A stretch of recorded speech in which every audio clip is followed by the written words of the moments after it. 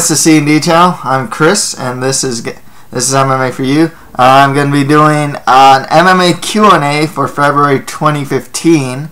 I'd like to give a lot of shout-outs.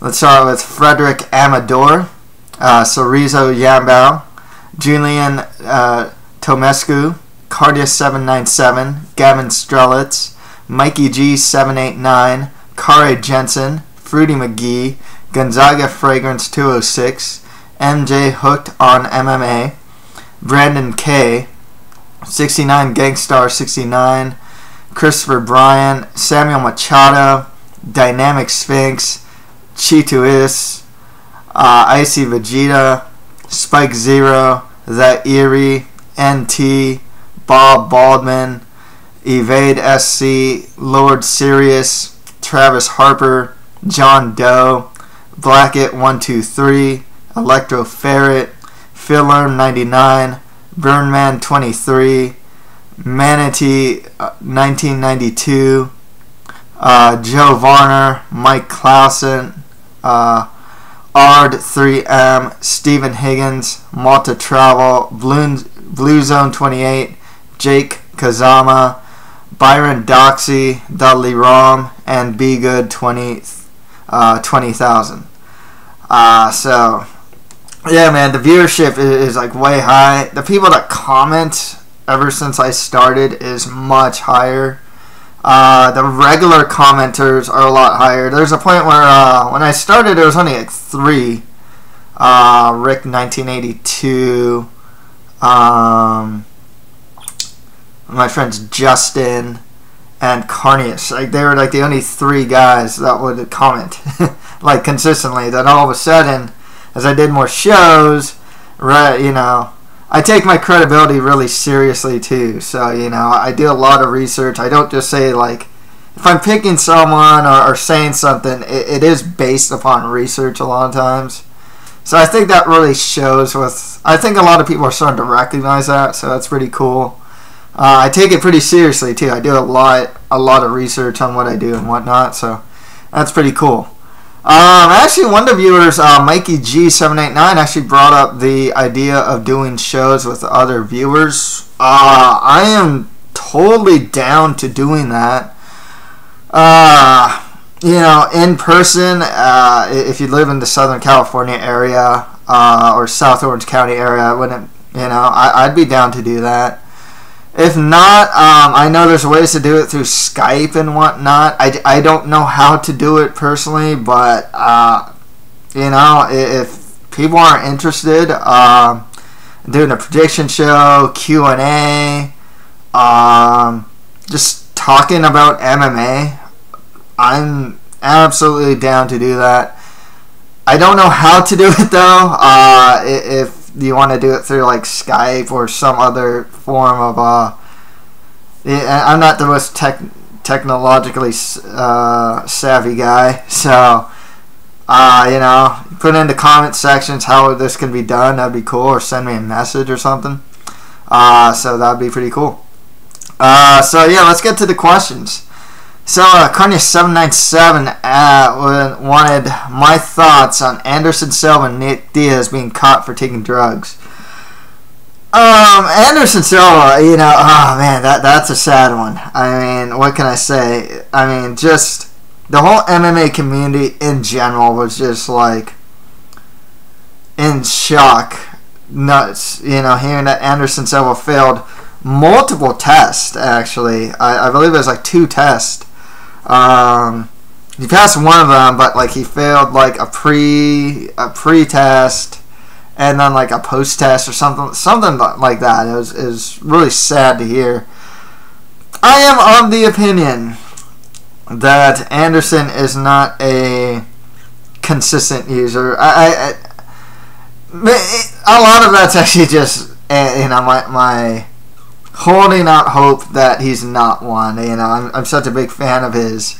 I want to believe something somewhat positive. It might be it is naive of me, but I'm hoping he just did it because he had this serious leg injury, and that he did it because he wanted to get back in into the cage sooner rather than later. I'm hoping that in the past he was not a regular user, and maybe this was just like the one, he's getting older. So one time, if he wants to get back into it, I mean, yes, that shortcut does exist. With Nick Diaz, my opinion about marijuana, I don't think it's a PED. I know it does some relaxation and stuff like that. I would have an issue with it if he's taking it on the night of the fight. Simply because that would be a case of him being he would be a danger to himself and a possible danger to his opponent, just in the fact that he would be impaired on fight night. Like, if he does it like 2 weeks before, a month before, whatever, heck, a day before, or whenever, like, marijuana gets out, stays in your system and gets out, I don't care. Honestly, it's not, I have not read anything that says it's going to help performance. It's not an anecdotal evidence where it's like, oh yeah, I was high and I was playing basketball and I was able to shoot really well and whatnot, Some people claim that when they're high they drive better, and whatnot. It's all anecdotal though, So yeah, I don't really care. Like I said, if he took it the day of and he's high while fighting, yeah, that starts to become a problem. Because like I said, he does then actually truly does become a danger to himself and a danger to other people because he is legitimately impaired. But it's not saying that it's performance enhancing. I was listening to a lot of stuff from journalists, the thing with steroids and PEDs, one thing I read was, there was a time when weightlifting was actually seen as an unfair advantage. And that wasn't too long ago. It was in the 1900s, 1950s or something. I don't know the exact time. But yeah, that was actually seen as an unfair advantage. So, I mean, the idea of like steroids and PEDs really coming prevalent in sports and whatnot, it's actually still new. It's not like people weren't doing, but people were doing. But I guess the point I'm trying to make is people were doing stuff in some sort to enhance themselves in sporting capacity in some sort of way. One thing that happens, and like I said, going with the weightlifting thing, and now we're going to steroids, the goalpost keeps moving. So it's like, okay, hey, this was banned at one time, now it's legal. I don't know if PEDs will ever be legal. I don't think they will be. I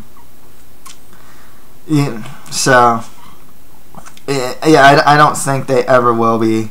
And once again, speaking of goalposts, I remember I was reading or listening to someone that was actually helping a pro UFC fighter in one of his a high profile fight, and this guy was taking any legal supplement under the sun. I mean, he just had all these supplements. They weren't illegal, but they're in such high quantities that it's like, wow, he might as well have taken, some. It's almost like taking PEDs in a sense, just because he's taking so many supplements, and he's really just right under that bar of what's illegal, and what you can take. So I mean, you can still take. There's still a lot of supplements out there apparently that you can take that are totally legal, that in a couple of years probably won't be legal. I still remember that in pro wrestling they kept advertising this one supplement. It was like, and I totally forgot its name. and then they took it off the market because it turned out it had pretty much the same effects as cocaine. You know, I mean, it's like, yeah. So at one point, certain items will be legal, and then, you know, upon further investigation, it might not be in a couple years. Once again, goalposts keep moving. Another thing I heard too, you know, a lot of these fighters will claim tainted supplements. Those are true. Those are real. Apparently, those are absolutely real. Because you don't know where you're getting this stuff from. You know, I mean, if it's the guy in the gym that you know, that can get you stuff, you know, I mean, who knows what he's giving you? So yeah, there are tainted supplements. Well, I guess, you know, what's the big issue with PEDs, really? I guess if we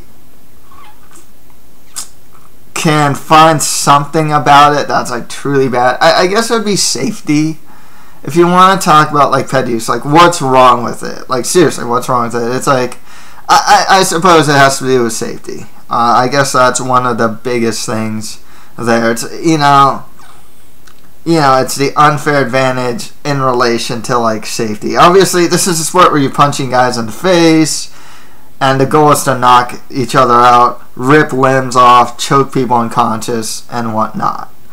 And in a sense, I suppose having PEDs in your system makes it even more unsafe, I suppose.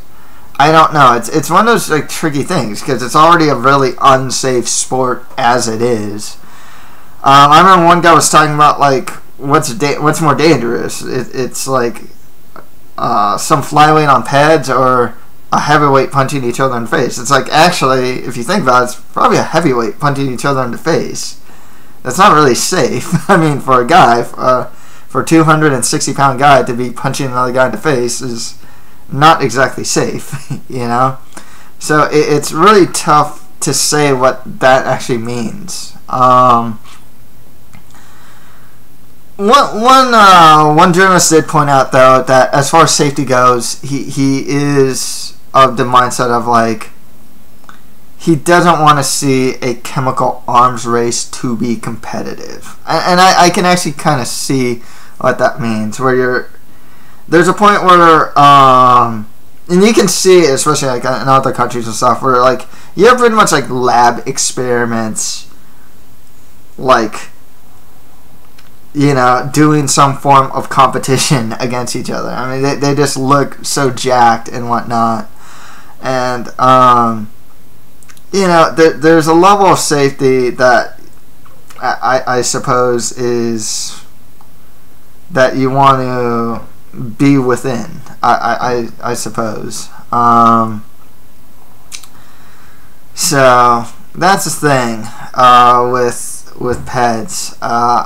I guess if there's one thing about PEDs, it really is just the safety issue or not, and whatnot. And even that's kind of like a gray line, just because of what the sport is in essence. You know, I mean, it's just face punching, rim lipping, in a sense. I mean, if you want to put it to like its bare bones, what it is.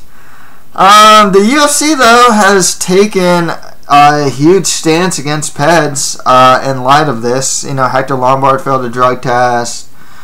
Anderson Silva, you know, these are some pretty high-profile ones, and I guess all of the fighters on the roster are going to get randomly tested. Bans for getting caught are going to be high, as much as 2 years. So there's big deterrence there. You know, 2 years in fighting is a lifetime. It hurts the business a lot in the short term because, you know, if some of the higher profile guys, you know, get caught, and then we have to see it in action too. Maybe they get caught and they get a pass, but maybe some lower tier guy won't. I don't know. we had to see what it's like in practice. But yeah, 2 years. I mean, for like a top 10 guy to be gone, that's a lot. That's really bad for the fighter. But also that means that's one less top 10 guy in the UFC roster for 2 years. But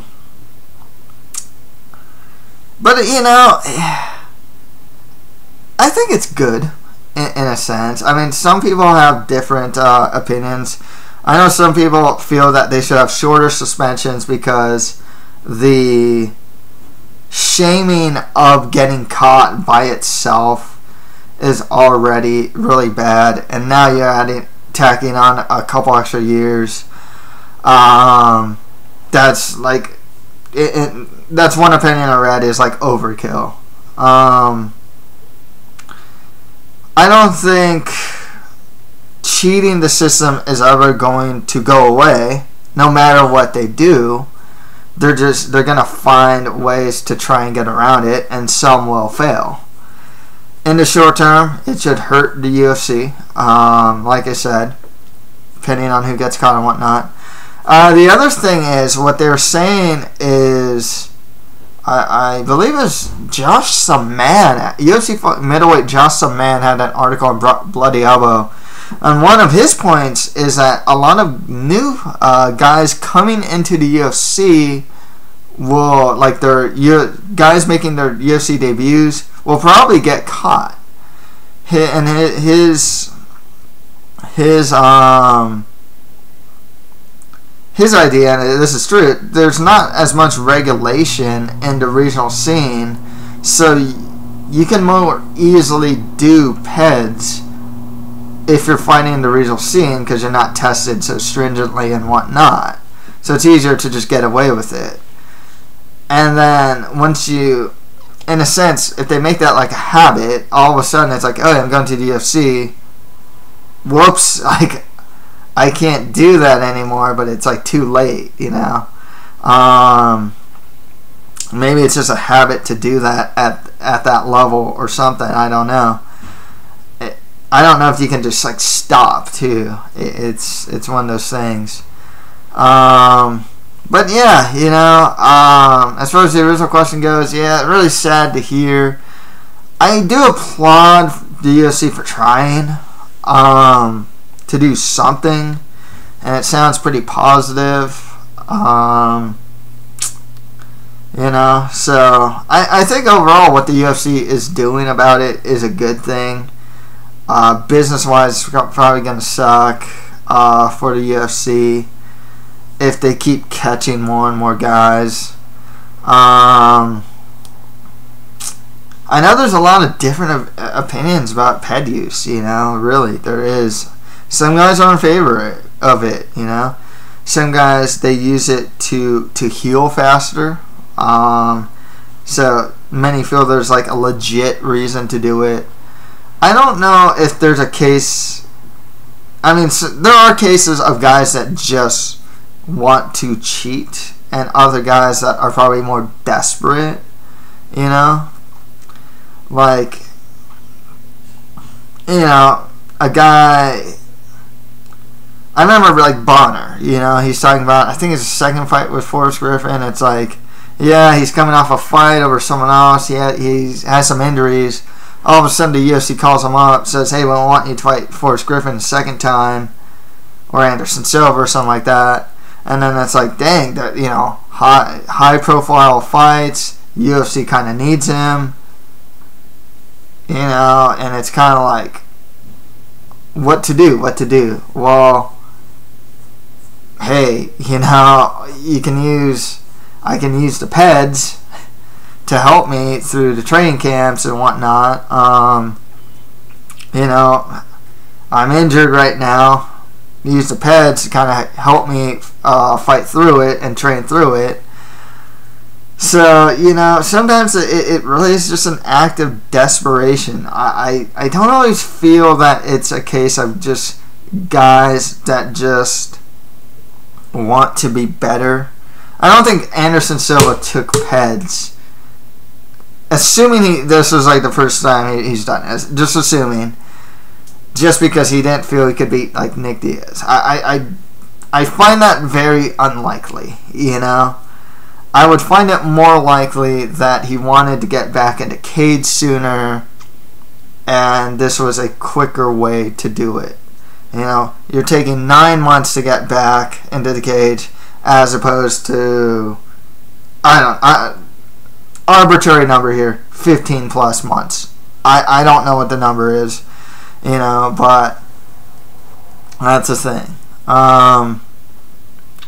So, you know, it's, I don't know. I don't always think of it as so black and white. The more I read about it, you know, you can have, like, you know, I probably had, like, pretty strong opinions about PED use back then, but the more I read about it and whatnot, my stance tends to get lower. It tends to show more of something more of a gray area than something that's a little more black and white to me at this point. I will agree, though, that I think there is a correlation between PED use and the safety of the sport and the competitors.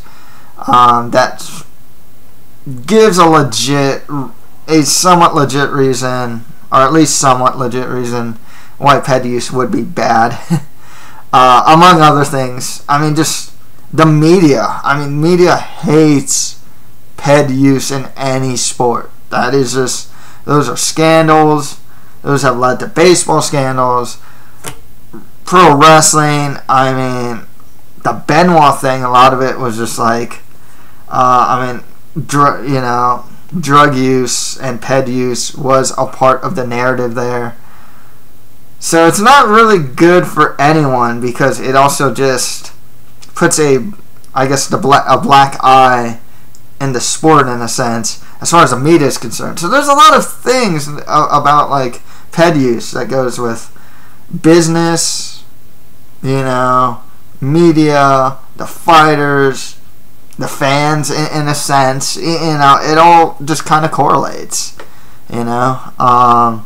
And I don't think everything's just so black and white at this point. The more I read and the more, like, information I'm getting about it, the more it doesn't appear to be as black and white to me as it once was.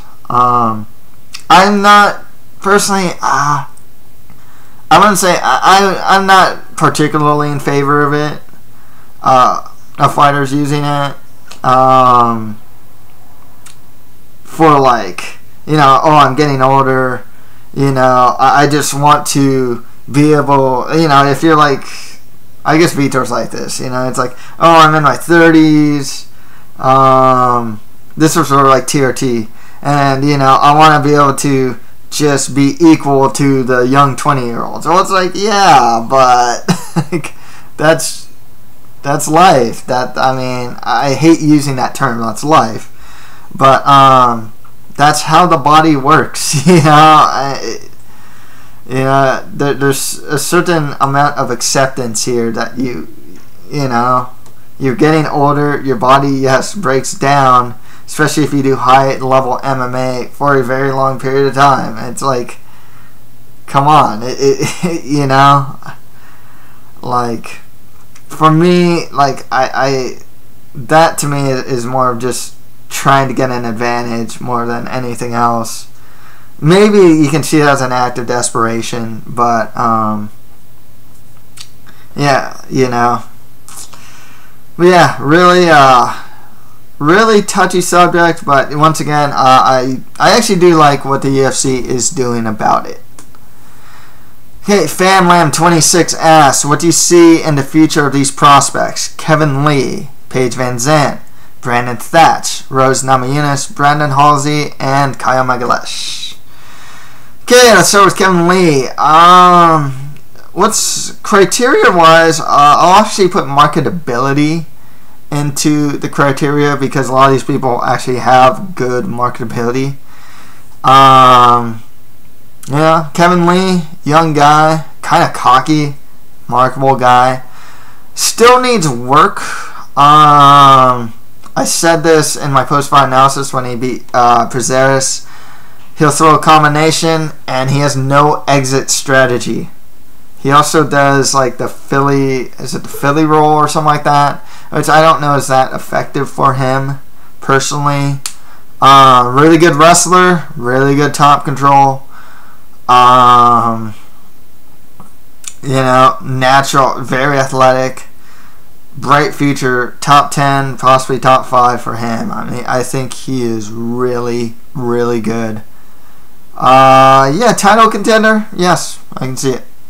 Paige Van Zandt already got a Reebok deal, only 20 years old, highly marketable, good with the media. Even though what she says is a bit polarizing with the fans, it gets fans talking. As far as her skill goes, greatly improving from what I saw from her in Invicta to her fight against Kylan Curran.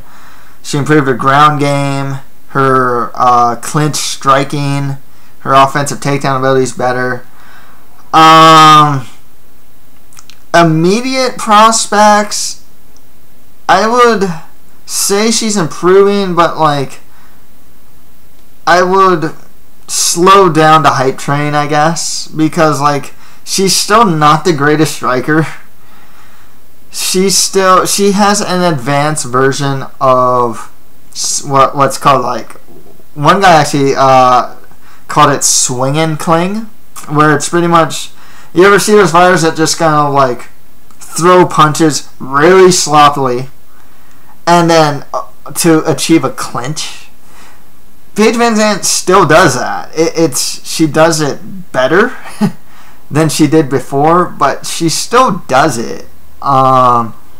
She does a lot of swing and cling. I think she'll beat Felice Herrig, but even then, at least Herrig is solid everywhere and doesn't,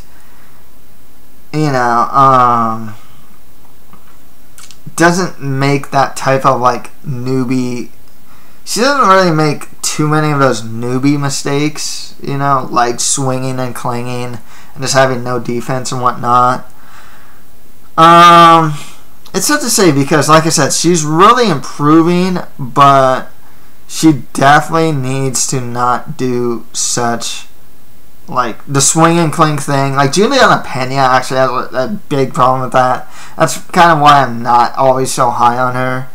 Just because, like, it's such a method of fighting that works probably in the regional scene, maybe a little higher up, but there's a point where that just isn't going to cut it.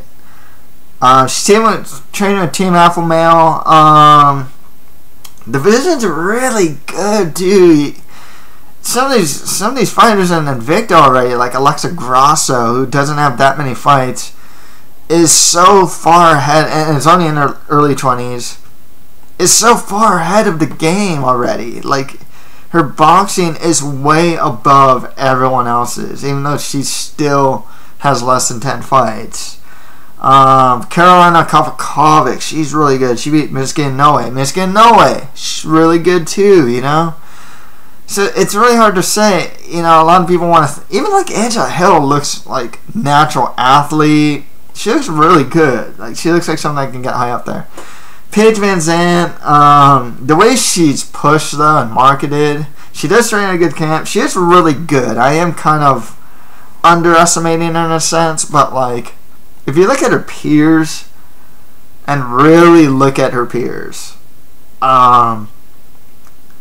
it's a race, and I don't think she's ahead of that race. Like I said, I don't think she's ahead of like Alexa Grasso. I don't know how she'd do against like a Stephanie Eggink, for example. I think Tessia Torres would beat her again. And she's a contemporary, So, top 10 potential, maybe top 5. She is athletic. Still young, still improving. Title contention, good. I mean, everything's a really good possibility. It's just, if you look at her and you don't know much about the women's strawweight division, you'd think, wow, she's this great prospect, probably the best in the, one of the best in the UFC. And I was like, I've seen her fight Tessa Torres. I mean, she's not. I doubt she's gonna be able to beat her at this time. Of course, Tessa Torres is more of like a top 10 already. And I've seen some of the female fighters in Invicta already, you know. I wouldn't say she's that much better than some of the Invicta FC prospects, you know. Like, if I saw her against, like, Jamie Moyle, I'd probably pick Paige Van Zandt to win. But I think Jamie Moyle would actually be able to do very well. And Moyle only has one pro MMA fight.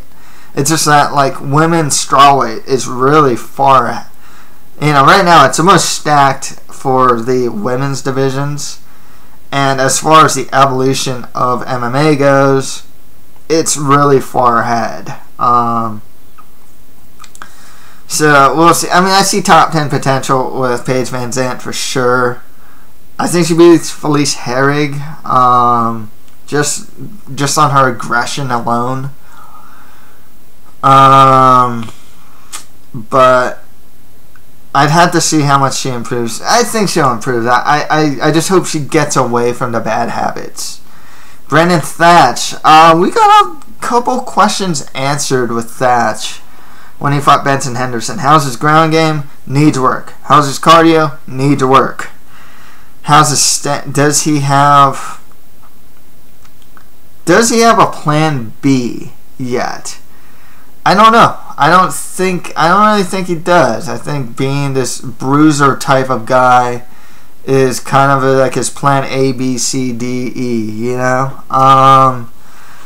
He's 29. The future prospects, top 10 if he can stay healthy. He can be something of a Carlos Condit or a Matt Brown. But there's definitely barriers in his way. He definitely needs to work on his grappling. I kept harping on this, but it's the truth. You cannot get away with giving up your back the way he did, like he did against Benson Henderson. You just can't do that. It's just not going to work. You do that to like Kelvin Gastelum, for example, you're going to get choked out. There's guys on the top level, you just cannot give up positions like that. But yeah, top 10 potential, but he needs to stay healthy. And he definitely needs to work on some of the flaws. Obviously, his fight against Benson Henderson was a huge step up in hindsight. I mean, going from Paulo Thiago to Benson Henderson, doesn't matter about the weight class. Benson Henderson's really good. He was a champion for a reason. You know, he's managed to at least be competitive, arguably beat a lot of top fighters for a reason.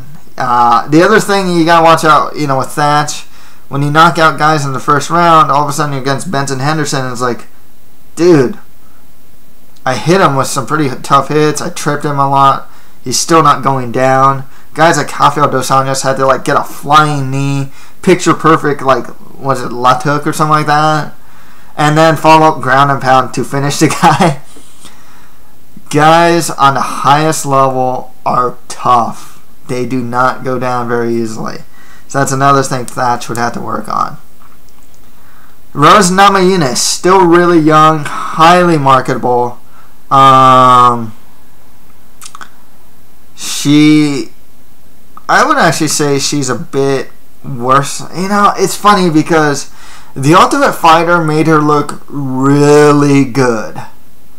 And the biggest problem is, and I fell for it too, the biggest problem with The Ultimate Fighter is it is not representative of the true skill sets of the competitors in the Ultimate Fighter. The thing is, I remember some guys that talk about prospects. I was like, yeah, the problem with the Ultimate Fighter is it's two rounds. You don't get a full training camp. You have to cut weight a lot. You're living in this house with these people that you're going to compete with. You get to see how they train and whatnot. But you can't exactly get ready for a particular style.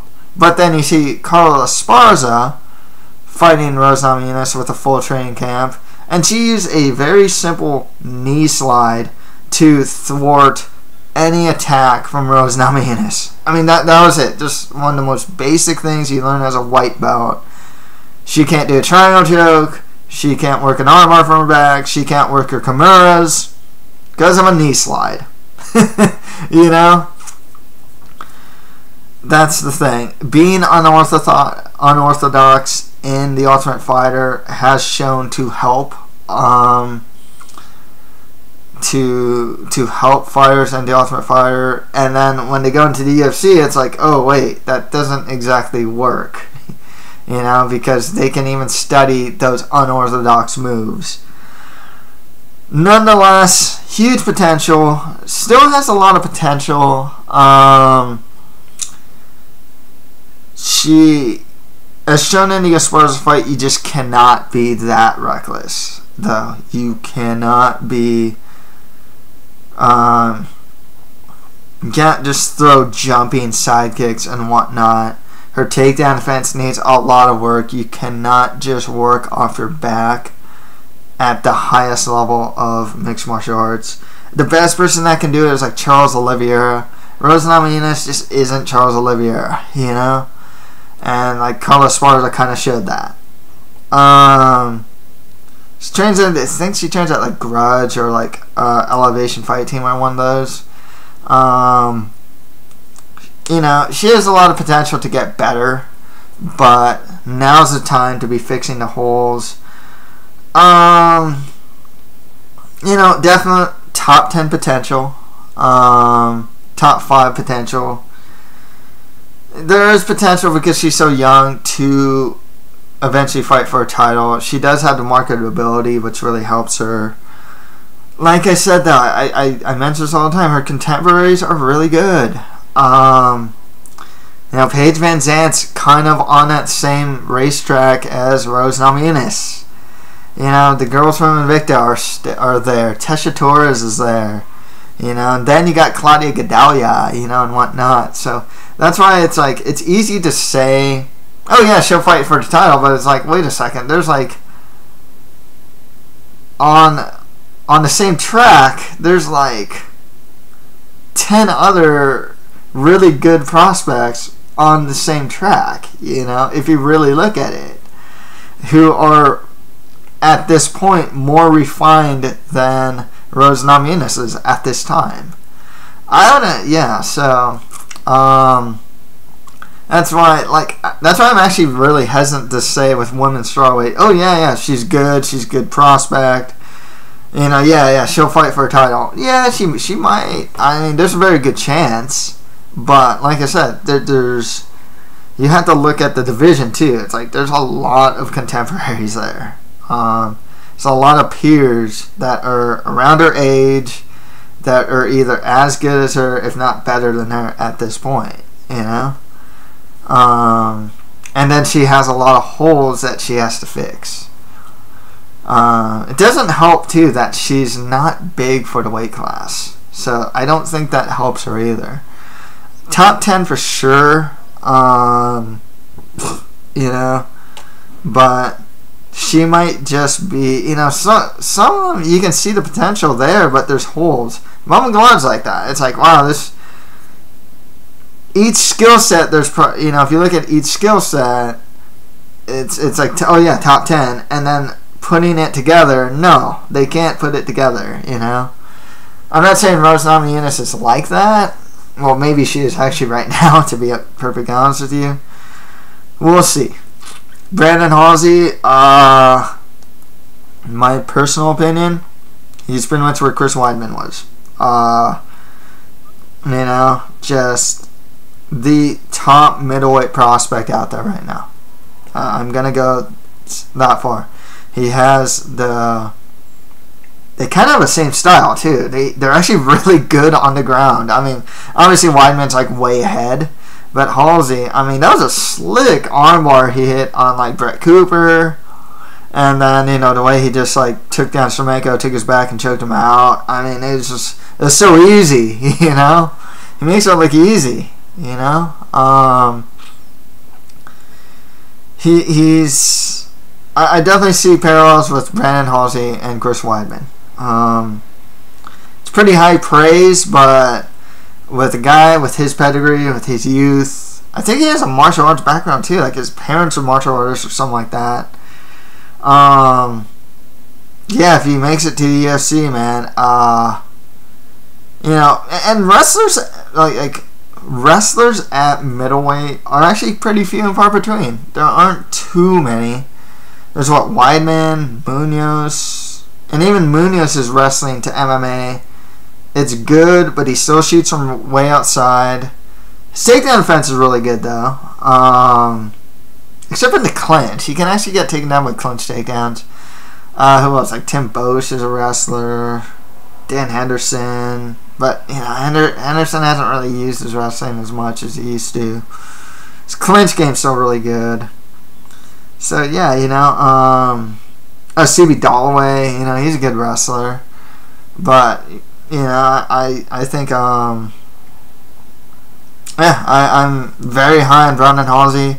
If he makes it to the UFC, I think he can beat the mid-level guys pretty easily. I see the guy very highly. If he ever made it to UFC, I can see him fighting for the title. Kyle Magalesh, dark horse prospect of the middleweight division. Brazilian Jiu-Jitsu black belt, huge for the weight class, showing better hands, definitely showing power. He looks like he's going to be more of a Costa Philippou, Brad Tavares type. I can't see him ever being an elite striker. He could beat those guys like your Philippous or Bosch's. I don't know if he beats Uriah Hall, maybe. I think he would beat Munoz at this time. Maybe he beats like a Dalloway, or I don't think he beats Laties. Maybe a Bisping, but like top 10 at the max, but more towards like the 7 to 10. He is already pretty much shows the skill set of a guy that's a solid top 11 to 15. He's got a really good ground game. One thing that's going to hurt him, though, is at the very highest levels, you see guys that are great at one thing and at the very least, good, or if not very good, at everything else. And that's why someone like a Brad Tavares is like, in my opinion, can't pass over that hump, because he's a good striker, but he's not a great striker. He's a good wrestler. His takedown defense is solid. His offensive takedown ability is not too bad either. But he's not a great wrestler. His ground game isn't too bad. He's not getting submitted left and right. He knows what to do on the ground. Decent scrambler. He can take the back like he did against Lorenz Larkin, But it's not great. And with Kyle Magalesh, I kind of see that. Maybe I'm missing something. He is a Brazilian Jiu-Jitsu black belt, so that helps. And he trains out of Novo now and Dragon Fight. So, but I don't know if he's going to turn out to be an elite level striker. His takedown game isn't like the greatest. Once on the grind, though, he's not too bad. But, more toward, I think of him as, I think he can break the top 10, but he'll beat like the best guy he'll beat is either a Bisping, maybe. Bisping can be a bit tricky with the volume strike and whatnot. He can tire out a guy like Kyle Magalesh. Maybe a Mark Munoz or a Tim Bosch, to break into that top 10. But do I think he's going to beat those like Yoel Romero? I don't think he beats Gegard Mousasi even. Yoel Romero. I don't think he beats Tim Kennedy. Luke Rockhold, Machida, Vitor, Jacare, and all those guys. Nah, I don't see it. He's still young though, and he doesn't have a lot of fights, so he can never be proven wrong. Definitely what I'd call a dark horse prospect for sure, but as far as I see, 11 to 15. And finally, Julian Tomascu asks, I have a question regarding your opinion on who should face who between Gustafsson, Daniel Cormier, Rashad Evans, and Bader. To me, it seems like a toss-up, and all four are tough to beat. He asked this question actually before Bader versus Cormier was announced. Actually, pretty much reiterate what I responded to him. I think that Cormier beats Bader soundly. I actually wouldn't really necessarily do Cormier versus Bader. Evans versus Bader I thought made a lot of sense because we just don't know where Evans is at right now. And it sounds like Evans, if Rumble wins, is going to cut down to middleweight. And Bader has pretty much shown that he's going to be the guy to show us where Rashad Evans is at, you know. Obviously, that fight's not going to happen. Because Bader is pretty much lose to Glover Teixeira. He lost to Tito. Excluding the Tito loss, he lost like Machida, Glover Teixeira, John Jones. I mean, there's a ceiling of guys he can beat. And then there's just this list of guys that, like, because you can see it in his skill set, too. He's not a great striker. His wrestling's really good, but it's not like impenetrable. You know, he beats mid-level guys just so consistently. Once he gets past, like, he's like number 5, but he's like always gonna be like number 5, number 6. You know. I know they were talking about Gustafsson versus Cormier, but Dana White was saying that fight wasn't gonna happen. I would give Gustafsson a fight to give his confidence back.